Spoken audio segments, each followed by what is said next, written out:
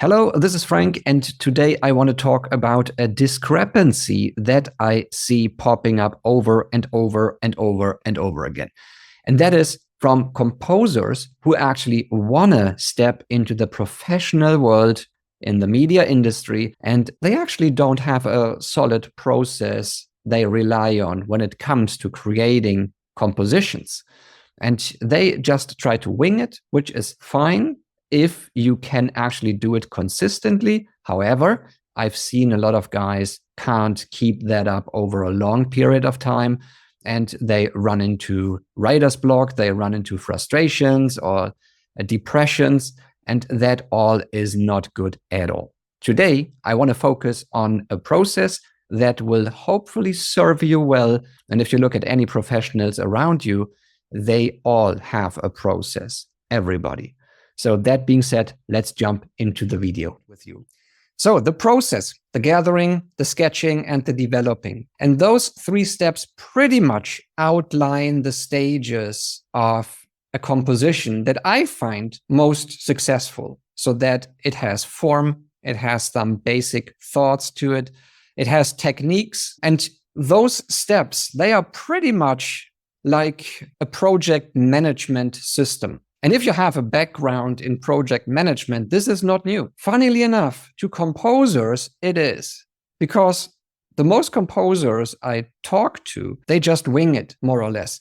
And this works to some degree.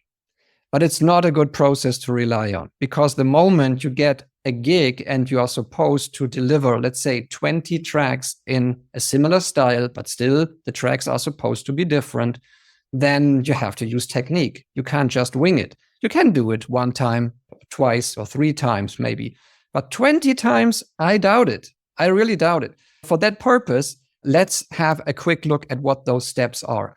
The gathering is really just putting everything down in front of you to get inspiration from. If you know a melody or a chord progression or a scale even that puts you in a specific mood that might be appropriate for that composition that you aim for, put it down on your virtual desk, so to speak. I use Sibelius for that, but you can use whatever you want. You just jot down these ideas, not judging them yet.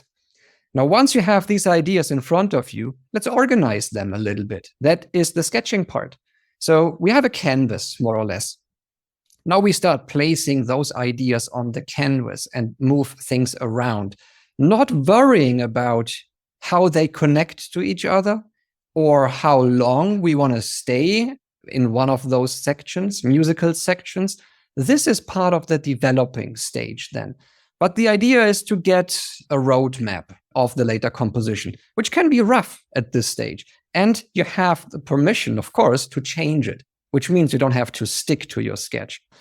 Now, from here, the developing stage, which is pretty much then writing the arrangement, going into the orchestration, the production of things like the mock-up and creating the parts for the instruments, that is the developing stage. And if you follow these steps, then I almost guarantee that you won't get lost in between. Now you spotted different colors right there. That is for a reason. The blue color down there indicates that these decisions are based more or less on your emotional reaction, right? So this is one part of your brain that you can't really control. You either like an idea or you don't. And that is good because this just defines your own voice. And from there, you then take these ideas that obviously you like, and then you develop them using technique, which means orchestration is a puzzle that you can solve in different ways. There is not just one right way to apply orchestration to a sketch. It just depends on what you want to hear. So this is now the moment where we combine our emotional ideas, emotional reactions to the ideas that we picked, and we want to make them solid in terms of the arrangement and the orchestration. Many thanks that you've spent the time with me. I hope that this was valuable to you. And if so, please make sure that you subscribe to the channel where we share a ton of stuff about interval theory and also a lot of composition techniques. So that was Frank. Stay brilliant and see you the next time. Bye.